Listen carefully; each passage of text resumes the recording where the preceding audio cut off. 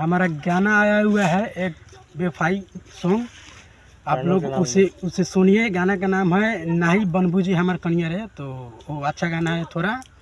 और आप लोग अधिक से अधिक रील बनाइए उस गाने पर और अपना लाइक शेयर दीजिए, प्यार दुलार दीजिए बस। और मीठी मीठी बोलिया बोल के प्यार हमसे कइलू, तब काहे दोसर के नाम के मेहंदी हाथ में रचैलू।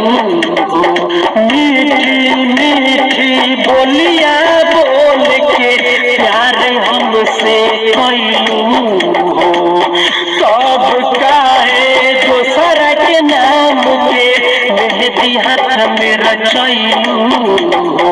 कौन बार बाद हम चीनी गिया रे, कौन बार बाद हम चीनी गिया रे, नहीं मन बेचे हमर कनिया रे, छोड़ी दे हम ई दुनिया रे।